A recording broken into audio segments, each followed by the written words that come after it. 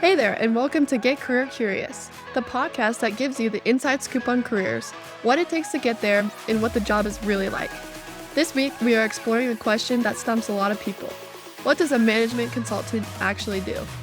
Our guest is Bill Jagrowski, Chief Operating Officer at Jabian Consulting, whose career spans over 3 decades at the forefront of management and systems consulting. From leading massive teams on complex projects to driving business transformation for global organizations, Bill has seen it all. He's known for his expertise in organizational leadership, process improvement, and helping companies untangle their toughest challenges. Today, he'll break down the day-to-day reality of management consulting, share stories from the field, and offer insights on the skills and mindset that set great consultants apart. If you've ever wondered what it really means to be a management consultant, or how to thrive in a career that's all about solving problems and adapting to change, this episode is for you. Let's get started. Welcome, Bill. Good morning, Bill. How are you? We're super excited to have you on the podcast. Good morning, Audrey. It's great to be here. I'm excited as well. Great. Okay, so I want you to imagine you're back at your high school reunion and one of your old buddies is asking, what are you doing for work at the moment? How would you respond? So there's sort of two ways to respond. My specific role right now is I'm the COO for a consulting company called Jabian Consulting, which was a management consulting firm with offices around the US. That role is kind of an operational running stuff role. So that's, legal and facilities and those kinds of things. More broadly, most of my career has been in management consulting and systems consulting. And so that would probably be my answer, that I'm the COO for a consulting company. Did you always want this job, or was your path kind of unexpected to where you are now?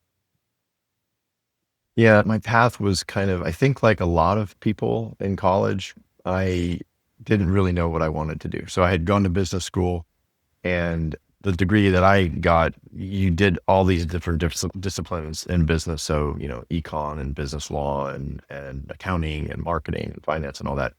And I thought that was all kind of interesting, but I didn't really have an area that I'm like, oh, I really want to do that. So consulting was viewed as the good career to go into, and you could figure out what you wanted to do from there. So it made sense at the time. It aligned with what I had gone to school for, but it also helped me to do some stuff that seemed interesting while I kind of figured it out. And then, 30x years later, you're still doing it in a way. What was your first job in this industry? Where did you start from out of college and kind of build to where you are now? Yeah, so I started the precursor to the precursor of Accenture. So Accenture is one of the largest consulting firms in the world. It used to be known as Andersen Consulting, and before it was called Andersen Consulting, it was called Arthur Andersen. It was a division of an accounting firm. And so I started with technically Arthur Andersen, which quickly became Andersen Consulting. And my first engagement was, well, I guess two things. Andersen had a very rigorous training protocol that they put everybody through. So they kind of taught you how to do everything. They taught you, how to write memos, how to run meetings, actually really, really good skills, but they put a lot of emphasis in the consulting side on systems consulting. So I learned how to code, and I got assigned to a job with Ford Motor Company. And again, this is, long time ago.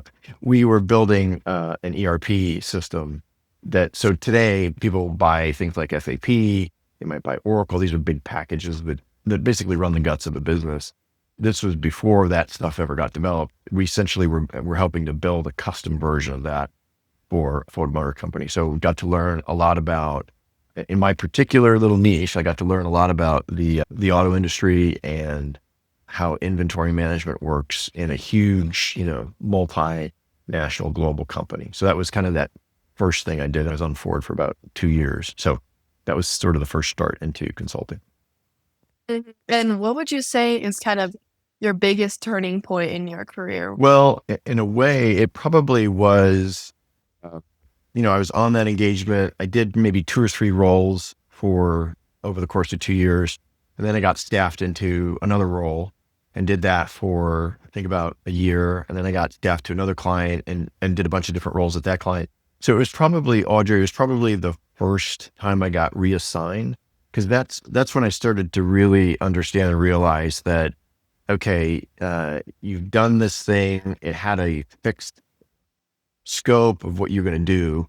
You finished it, and now you're getting reassigned to something else, and you're getting thrown into something new, and you have to kind of quickly get up to speed and figure out what's the goal, what are you trying to accomplish, what's the problem you're trying to solve, and then get ready and go do that. And so that to me was sort of the turning point, because that's where you're really learning that, oh, this is an industry where you're constantly changing, you're constantly adapting, you constantly have new things.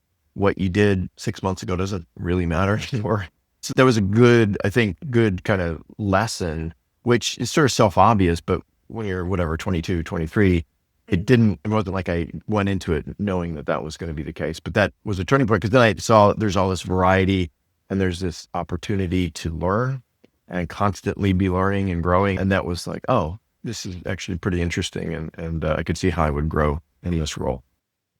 How did you kind of decide that this role was kind of where you wanted to stay rather than continuing to be moving along from different jobs to different roles? Like, what brought you to stay at where you're at now? I mean, I've been in consulting for 30 whatever years. 24 of it was with Accenture, and then I've been with Jabian for about 12 years. And again, there's a million roles that you're doing inside that.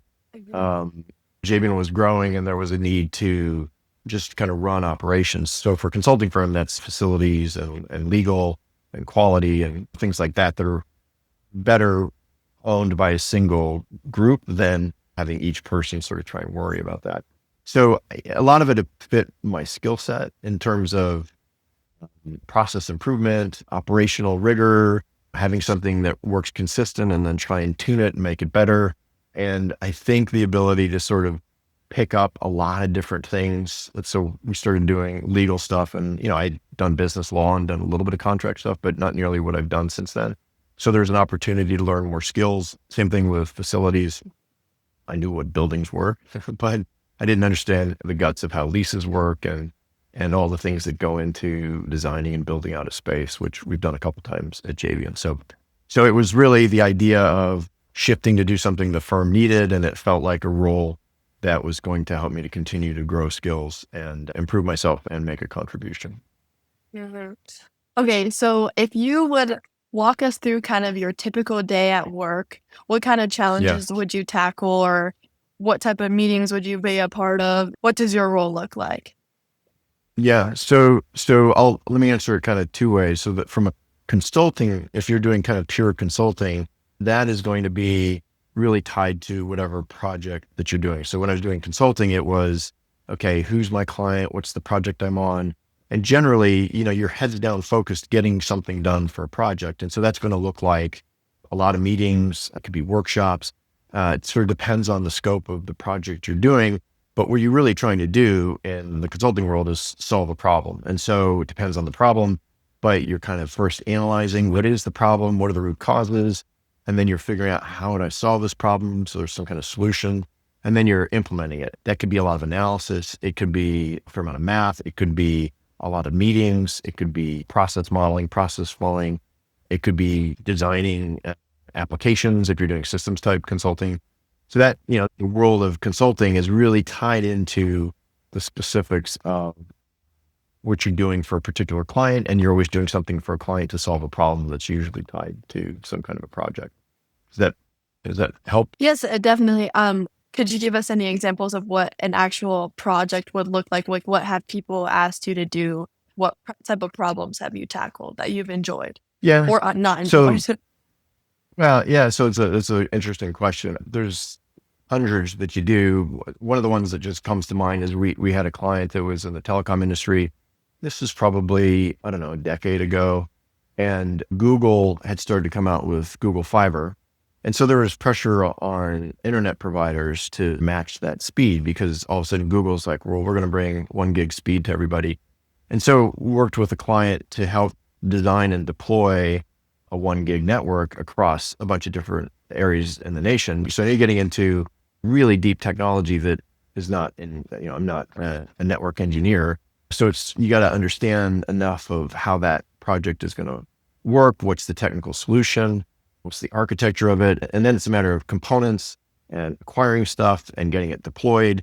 And the interesting thing was, it was a competitive play to try and help maintain a competitive positioning And there was, hundreds of people working on that. And I had a very small piece. People that were working with me had a bigger piece.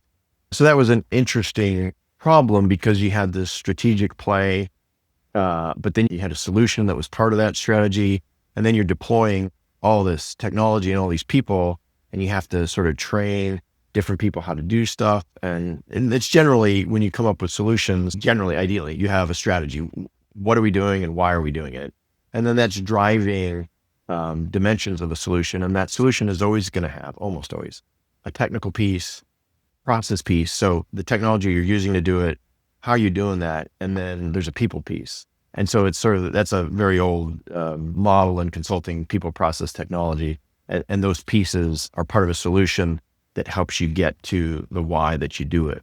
In terms of other examples, there were roles that I had with Accenture that were, massive groups of people. And you have people in India, you have people in the Philippines, you have people in 5 or 6 different places in the US, and you're providing some kind of a service to a client, and just keeping that kind of orchestrated and working well and really delivering something for a client. That was very, very challenging. At times it wasn't very fun, but I've actually found that the things that are the hardest, that really make you struggle, are almost always the things that help you grow the most, because some of that struggle is you getting into a situation that you're like, I've never done this before, and you have to figure out how you're going to learn it and be effective. And that can be a very humbling thing. If you can be humble, it's a good way to learn. I would say that might be one of our biggest challenges as this upcoming generation, is to realize those struggles and kind of take those with us. What is your advice to keep them kind of motivated to keep going after, you've been knocked down a couple of times, or people aren't listening, or maybe the job isn't going the way you planned it to go? What advice would you tell them to kind of keep them motivated throughout the process? First, there's sort of an inner side to motivation. Ultimately, we have to decide ourselves that we're going to show up and do the best that we can. And then I think, so that's sort of, it has to come within. You have to decide that you want to do this and that you can do this. And then I think probably the second thing, Audrey, is that very few things are easy. So you can go into all the examples that people cite about, Thomas Edison and how many different failures did he have before he got a light bulb. And I didn't, fail 99 times. I figured out 99 times how not to make a light bulb, kind of thing. I mean, there is something about kind of the power of positive thinking, but I think it's this resilience of being focused on what is the problem, what is the objective, what is the goal. And I think you can sometimes get wedded to a particular solution or a particular way of doing things. And, sometimes what you're trying isn't working, and you have to have the presence of mind, a little bit of humility to back up and say, okay, this isn't working. What is working? How do we adjust this and adjust it on the fly? And so I think back to your question about folks of whichever generation, I think it's a matter of thinking about what is the real end game? What are you really trying to accomplish? And to be honest, what's working and what's not working. And it's okay to change course. Which they say insanity is doing the same thing the same way, expecting a different result. So you have to be ready to shift gears and try something different if what you're doing isn't working. What personal aspects or personal traits do you have that you would say has brought you to become such an accomplished person? Yeah, well, we can debate the accomplished part, but I would say, I think critical thinking and problem solving skills. So if you really are focused on, I really like to solve problems, I think that is a good thing. I think the second thing is you have to love to learn. If you want to just sort of hang out and not grow, that generally doesn't work very well. So the idea of being a quick study, being able to just be uncomfortable with ambiguity and say, okay, we'll just figure it out. It's going to be fine. It can't be that hard. And just loving learning and doing new things. I think also just being adaptable and probably having initiative, having a sense of ownership that, I own this problem, not selfishly, because you're almost always part of a team, but I'm not going to just walk away. I have to each day bring the initiative to go make something happen, to own the issue, to own the outcome, and to make sure that you're growing yourself and that you're growing the people that are on the team with you. So I think those are So there's some of the skills, probably communication skills, particularly in consulting, right? I'm just thinking about one of my roles earlier in my career where we were taking a new system that was helping a client do how they did their financial planning and budgeting. And, you had this huge range of people. Some of them were kind of allergic to computers, and some of them were really, really advanced in how they use technology. And you have to sort of be able to take some of these concepts and explain it in a way that somebody who isn't that interested or that technical savvy can still get it and be productive. And people who are really advanced will plug in and can ask deeper questions. So I think being able to communicate sometimes abstract concepts or ideas to people, I think that generally is a pretty good skill to have as well, particularly in consulting. What would you say keeps you up to date with new technologies or even different projects? Like, how do you stay on top of everything that you're working? Like, what does that learning process look like for you? So early in my career, I was really into network technology. It was a little bit geeky, but I subscribed to a bunch of magazines. This is back when people did read magazines. Magazines that, taught concepts on networking. And now it's much, much easier to get smart about a topic now. You have the internet. And back then you were like, I got to find some way to get knowledge. And again, this concept of a quick study is you go to the place that has that knowledge. A lot of times that's an expert, but a lot of times it can be the internet. And you're going to have to teach yourself. There's an old adage that when you go to college, you're not really, you are learning some very specific things, but a lot of what you're learning is how to learn. You're learning how to get into a topic and master it enough that you can be productive, conversant, whatever in it. And that continuing of, I'm constantly learning. And you got to have an excitement for that. So to me, it's going and finding where that expertise exists. A number of times when I've had to learn something, like just a dumb example, but when we were doing a bunch of technology for an office, I have a very good friend who, he does that for a living. He installs that kind of stuff for a living. I knew enough to be able to ask intelligent questions, but I took him to lunch, said, can you sort of teach me, how does all this stuff, how do the wires work? How does this all really connect? What are the components? What are the pieces? Because that's, again, critical thinking. You're just breaking stuff into its parts and creating this understanding of it. But in that act is I'm going to the person who's the expert and I'm trying to learn from them. You can do that in person. You can do that on videos. You can do that in books. You can do that, whatever, in the internet. Now, AI, right, is the ultimate expert. But you teach yourself that, and then you just kind of have to go off and go do and learn and figure it out and not be intimidated by it. I kind of want to dive into this topic of new technology. Is there any instances where you started to use ChatGPT or AI for anything? I think our teachers, especially my professors, some are more like, please try and learn how to use this product and use AI. And some are like, we don't want you using that at all. Do you use that at all in your Oh yeah, work? yeah, Yeah. all the time. This is how I think about it. There's different types of thinking. And so if I had a group of students and I said, I want you to write something about Hannibal and the Second Punic War. Now you could go into a prompt in ChatGPT and say, write 1,000 word essay about Hannibal and Scipio and the Second Punic War, whatever the topic is. 30 seconds later, you've got your paper. But what you haven't done is you haven't really internalized and learned the thing.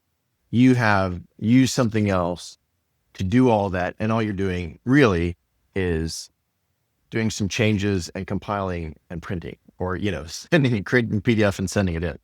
You haven't really learned anything. So if I'm a teacher, I'd go, yeah, I understand why they would want you to be going through, because I think you build muscles. It sounds weird, but you're building learning muscles when you get into a topic and you really engage in it. But that's different than in a situation where you're like, what are the population trends in Arapahoe County for school-aged children? What are the demographic trends? And it's telling you what the data looks like. Now, you could have gone and done that research and compiled it. It's giving you that data. And so it's helping you with kind of the what, but there's still a skill of, well, so what? Okay, so that's the data, but what does that data tell you? And then what are the implications of that? So I see it as a tool I kind of view AI as something that you align with, or it augments what you do, but you still need to take that information and figure out the so what, uh, and deploy that to whatever answer you're doing. I think it speeds up the process of doing the analysis. It doesn't give you necessarily the right answer. The models are still being generated, evolving. There was this example with a recent government report where they seemingly used, ChatGPT, and which AI sometimes does, it just made up a bunch of studies and it made up a bunch of data and said, here you go. Well, unless you kind of have mastery of a topic, you can't really spot that. So I don't know if that answered your question, Audrey, but I think it's, apples and oranges a little bit. Right. I mean, I completely agree. I think being a college student, it's a great tool for me to make things easier and sometimes find summaries. And if I'm not understanding a topic, I get to sit down and learn it myself using ChatGPT or any sort of AI. But also, if we're looking at ChatGPT in consulting, is someone who's looking to go into that field, is that something they should be worried about? Is that something they should kind of fear, or should they just use that as another tool on their day-to-day life? First, I'm not sure anybody knows exactly how it's going to play out. So if you look at, dumb example, I will watch videos on YouTube of people reacting to songs that I know really, really well. So it's a music reaction video. It's a small time waster that I occasionally do that my kids think is a waste of time, but it's interesting. So, if you had said even 10 years ago, people are going to make money recording themselves reacting to a song, you go, really? And there's all sorts of examples like that where new technology creates these new ways and new opportunities for things to happen. And it's hard to predict what those are going to be. But it is also true that technology changes stuff. If you look at how many people used to work as, longshoremen on docks, unloading freight containers, and how long that took before they put in cranes and had standardized boxes, that clearly changed a huge swath of work. So I think AI is going to do that. How it's going to do that, hard to say. But I think it is going to impact, if you think about data analysis, compiling information, looking at trends, it is absolutely going to change. There's already changing consulting and changing a lot of those sort of entry-level roles where you do a lot of that work. So if I were in college and I was looking at this, I would say, okay, first I would get really, really, really, really good and knowledgeable at how to use those tools, because the tool existing versus using the tool and being able to make use of it, well, that is a skill. But second, I would put a lot of emphasis on what there's all these different kinds of knowledge. There's linguistic knowledge and math knowledge and physical knowledge or intelligence, musical intelligence. Well, there's this idea of emotional intelligence and there's this idea of systems intelligence. And I think building the skills of those two things, the emotional intelligence, because there's still going to be an interaction of people. There's still customers, there's still employees, there's still whatever. They have to interact with this thing. And if you've ever found yourself working with a technology where you're going, this doesn't work at all, or this is an awful website design, that's because somebody designed it and they didn't put themselves fully in the shoes of the user and anticipate, okay, here's how they might use it. So I think being able to have that skill is really good, because no matter what you do, being able to take a solution and have people use it, that is an important thing to do. I think the systems intelligence side is, systems intelligence, right, is being able to see how these different parts work together. And I think AI is going to help with that. But again, it's sort of being able to step back and see the forest from the trees, being able to see that, oh, it's telling me this trend over here and it's telling me this trend over here. And there's a brain gluing that together. AI might evolve to be able to do that. But still, I think people being able to sort of look at that and say, okay, so if that does happen, what's that going to mean for our employees or our customers or, whoever I'm thinking about this for, and develop those skills, which again, I think is getting a little bit of mastery of a lot of different pieces and trying to understand how they work together, which is what consulting has always been involved in. It just generally has always done it at a data layer. So I don't know, that was a real long-winded answer, but does that help, Audrey? Yes, I would say I think from doing these interviews and listening to them, a lot of professionals are saying that yes, ChatGPT is changing what their job looks like, but there's still that personal and like humane aspect that's going to continue to live on. But what I want to know is, as these entry level jobs are changing, how do we best prepare ourselves to step into maybe even a higher role that we're maybe not prepared for? How do we make ourselves stand out? How do you differentiate? Well, again, I think it would be know the tools really well because they're going to be there. So your ability to employ the tool and do analysis, I think you have to have good analysis and critical thinking skills. So I would work on that. I would work on your system skills. I'd work on your people skills. That's a big range of stuff. But I think the more you engage with it and use it and try and use it in your sort of everyday life, which a lot of people are doing, but it comes back to how good are you at explaining stuff to people? So a lot of people talk about AI and they say, well, you're always going to have the people side and you're always going to have the presence side. Like AI can't, this is a weird example, but it's not really going to cut hair, or it's not going to be in an example where you're really touching people. And so I think being able to be good at both those, having skills that are people skills and having skills that are analytic and systems intelligence and emotional intelligence skills, I think that is going to help you because you don't know how this stuff is going to flow and you're going to just have to adapt and putting yourself in new situations so you have some adaptability, but that you've got those core skills. I think that helps take you into these new environments and new situations and still use the technology. And if I'm, talking to two people, if I see somebody who's done that, that's a differentiator to somebody who's like, well, I use ChatGPT to write my papers on the Second Punic Wars or whatever. That's funny. But when you're looking, I don't know if you have any interns yourself or if you're a part of any job hiring, but when you're looking at an intern, like what do you look for? What either personality traits or resume traits are you looking at in the hiring process? Well, and I have been involved in that a lot over my career. I would say I generally will look for, are people well-rounded? Have people demonstrated some kind of leadership? And then I do think critical thinking skills, problem solving skills.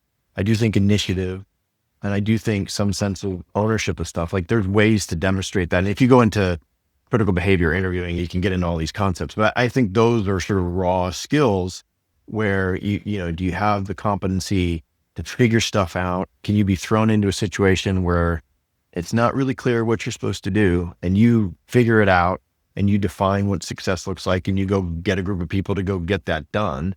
That to me differentiates. And I think those traits they're hard to always demonstrate, but there's things you can do to demonstrate critical thinking skills or to hone those skills. There's things you can do to improve initiative and to try and be a creator who's going off doing stuff versus somebody who lets stuff happen to them. I think those are really key differentiators in any situation. Because people just naturally emerge if they've demonstrated those skills, in my experience. I agree. I think that's something that my mom has really started to push me to, is that with even as a student athlete, like NIL, or even just as any student becoming like an influencer in your own image and likeness, like that's something that you pursue and that you kind of build for yourself at this point. So I completely agree. I think it's something that you can demonstrate, even if it's a little bit more challenging. So what is the best career insight you'd like to share with listeners? If that's general or more specific, up to you. Yeah, I think it probably would be general because it's easier to not get pinned down on specifics. And there's this old saying, change is certain and growth is optional. So the world that you're in today, Audrey, you and I are in 2025, and if we go look at 2030, it will be different. There's no doubt change will happen. How you react to that change is really kind of up to the individual. And so that's that phrase, change is certain, growth is optional. How I respond to it is the optional part. So do I take the time to learn how AI engines work and large language models work and how's all this stuff evolving? Do I take the time to understand, this is the joke about folks in your generation teaching folks in my generation how to do really simple stuff, right? But can't be afraid of that. But this is a changing world. I have to adapt my skills to a new situation. I can choose not to do that. But if you choose not to do that, I mean, that is a choice. I just don't think that plays out and pays good dividends. I think you have to just be comfortable with the ambiguity and adapt to the new changes. You have to know yourself and know what you're good at and pursue things that you're good at and be honest about that. You don't want to tread water. I think you have to be ready to adapt to the changes that are going to come, whether you want them to or not. I think that's really good advice. Thank you so much, Bill, for being on the podcast with me. My pleasure. And that's a wrap on today's episode with Bill Jagrowski. Before you go, let's hit the highlights from Bill's journey in management consulting, because there's a lot here for anyone thinking about their next steps. First, consulting is the ultimate launchpad if you're not sure what you want to do. Bill showed how it let him explore different industries and roles while building a toolkit of real-world skills.